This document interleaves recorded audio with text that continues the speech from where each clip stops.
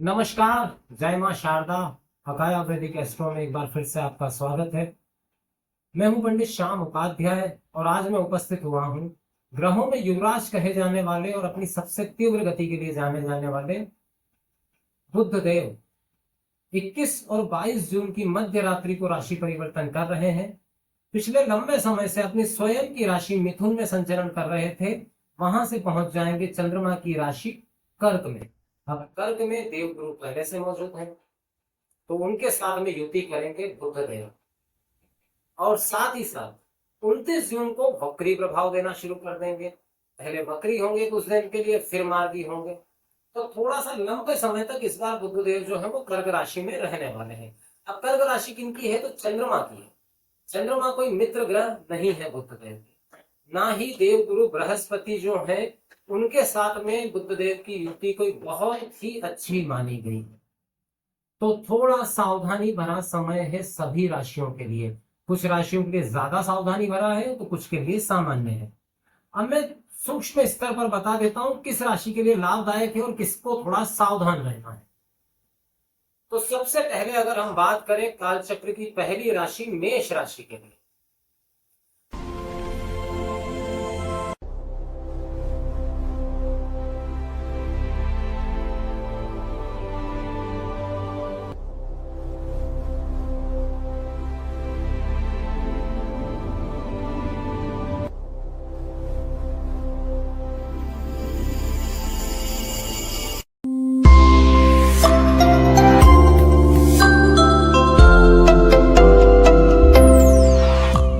मेष राशि के लिए चौथे भाव में गोचर होगा।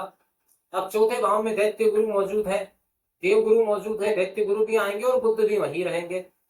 बुद्ध का वहां पर गोचर करना कहीं ना कहीं माता के स्वास्थ्य में विवाद को पैदा करने वाला होगा, मन में नकारात्मक विचार देने वाला होगा और साथ ही साथ पराक्रम की कमी, मतलब कहीं ना कहीं हिम्मत की कमी महसूस आप अपने अंदर कर सकते हैं।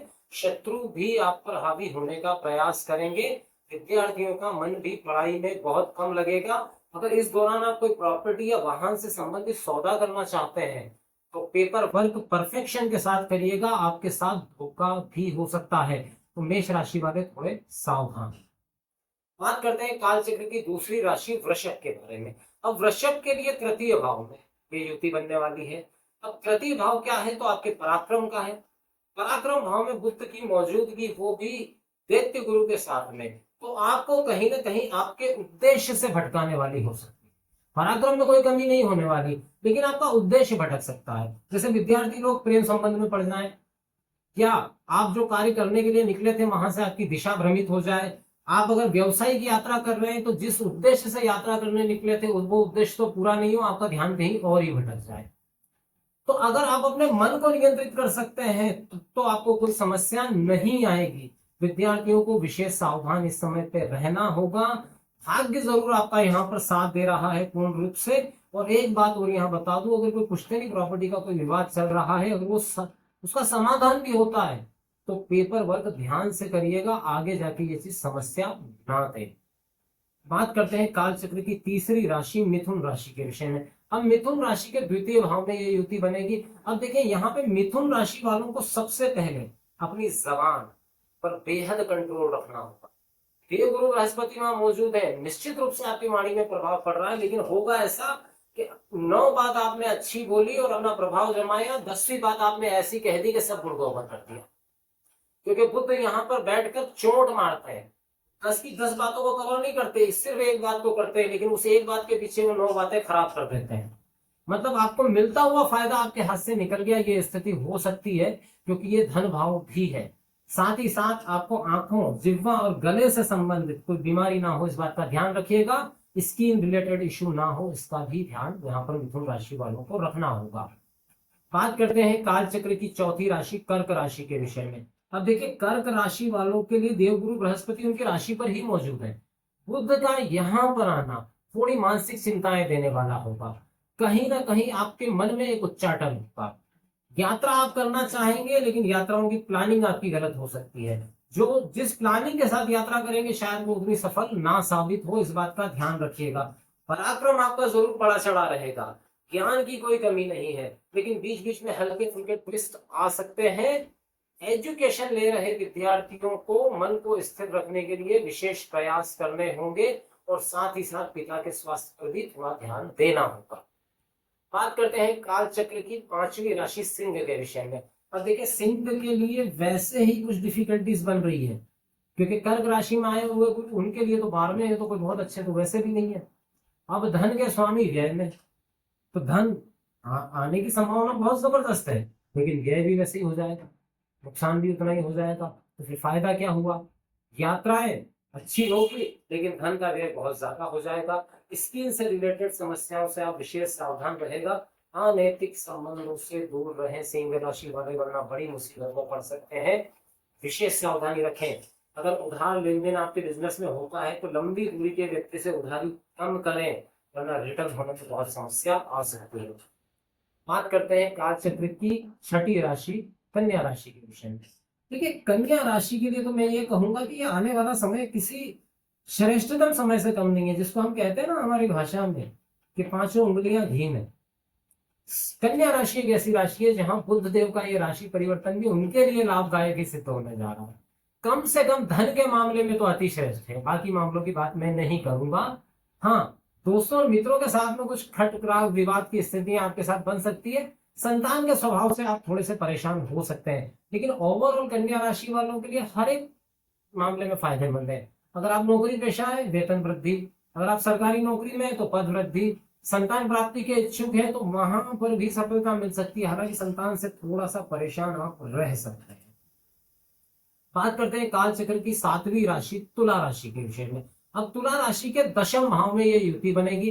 अब मैं यहाँ तुला राशि वालों को सबसे पहले ये बात बता दूं कि अत्यधिक स्वार्थीपना मत दिखाइएगा, वरना मुसीबत में पड़ जाएंगे।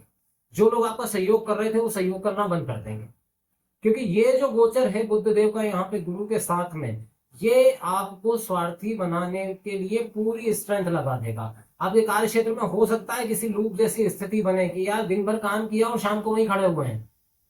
आप अत्यधिक स्वार्थी हो सकते हैं, जैसे मित्रों के साथ भी आपका विवाद हो सकता है। भाग्य आपका पूर्ण रूप से सहयोगी बना हुआ है, तो नुकसान आपका सीधे तौर पे कुछ भी नहीं होगा। बात करते हैं काल चक्र की 8वीं राशि वृश्चिक राशि के विषय में। वृश्चिक राशि के लिए वैसे तो बुद्ध कोई बहुत कारक है नहीं, अष्टमेश होकर के भाग्य में जाएंगे तो भाग्य का नुकसान ही करेंगे। बनते काम में रुकावट, पिता के स्वास्थ्य में समस्या, या कह रहे पिता के साथ में विवाद हो जाए, पराक्रमशीलता, इच्छा तो बहुत कुछ करने की है पर पता नहीं मन ही नहीं कर रहा करने के लिए, ऐसी स्थितियां बनती हुई दिखाई दे रही है। धन लाभ होते होते रह जाए, मतलब बिल्कुल जिसको ये कहना कि 99 पे आउट, ये वाली स्थितियां वृश्चिक राशि वालों के साथ बन सकती है। बात करते हैं काल चक्र की 9वीं राशि धनु राशि के विषय में। धनु राशि के लिए 8वें भाव में बुध का गोचर किसी भी स्थिति में सही नहीं। सबसे पहले स्वास्थ्य बहुत ध्यान रखिएगा। स्किन रिलेटेड समस्या हो सकती है, किडनी से संबंधित समस्या हो सकती है, साथ ही साथ बने बनाए काम का सत्यानाश हो जाना, इस बात की पूरी संभावना यह बन रही है। हो नहीं जाना, आप खुद ही कर देंगे, क्योंकि इस समय पे आपकी बुद्धि ठीक से काम नहीं करेगी। आप डिसीजन मेकिंग में बहुत कमजोर इस समय पे रह सकते हैं। विद्यार्थियों को तो बहुत ज्यादा मेहनत करना पड़ेगी तो रिजल्ट आएगा। बात करते हैं काल चक्र की 10वीं राशि मकर राशि के विषय में। मकर राशि के 7वें भाव में है। देखिए, 7वें भाव में यहाँ इतना खराब प्रभाव नहीं है, हालांकि पार्टनरशिप में आपका कारोबार है तो पार्टनर के साथ विवाद आपका हो सकता है। दाम्पत्य सुख में कहीं ना कहीं थोड़ा सा खटराग दिखाई दे रहा है, या दाम्पत्य सुख में किसी तीसरे की एंट्री की संभावना है। साथ ही साथ क्योंकि षष्टेश होकर के 7वें में है, तो जो लाइफ पार्टनर है वो ऐसा व्यवहार करेगा कि आपको ऐसा महसूस होगा कि जैसे इसने मुझसे कोई दुश्मनी ही पाल रखी है। इस समय लाइफ पार्टनर अत्यधिक स्वार्थी आपको नजर आ सकता है, और अपने स्वार्थ के वशीभूत होकर के वो आपको क्या कहें, आपके सम्मान में कमी कर सकता है। भाग्य जरूर आपका यहाँ पे सहयोगी रहेगा, तो अपने काम में आप परफेक्ट रहेंगे। अब बात करते हैं काल चक्र की 11वीं राशि कुंभ राशि के विषय में। कुंभ राशि के लिए स्थिति कहीं ना कहीं थोड़ी लाभदायक दिखाई दे रही है। हालांकि मेहनत बहुत ज्यादा होने वाली है, लेकिन फिर भी मेहनत के द्वारा कार्य बन जाएगा। भाग्येश होकर के 6 में बैठे हैं।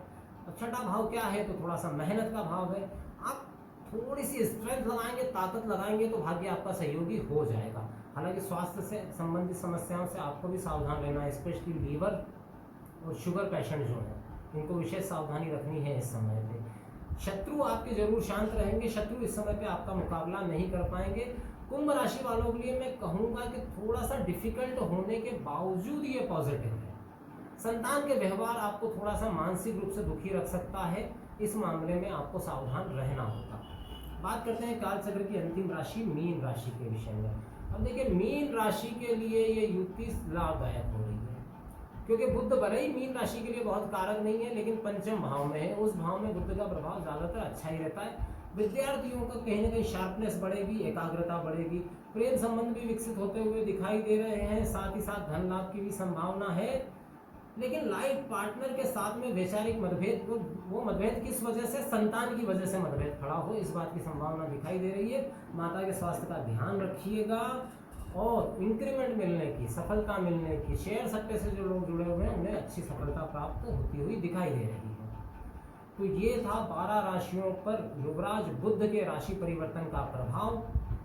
अगर आप इसे विस्तार से जानना चाहते हैं, अगर कोई बड़ा निर्णय लेना चाहते हैं, तो उसके लिए कुंडली विश्लेषण अत्यंत आवश्यक है। इसी के साथ अपने शब्दों को यहीं विराम देता हूँ, फिर उपस्थित होता हूँ एक नए विषय के साथ। जय मां शारदा।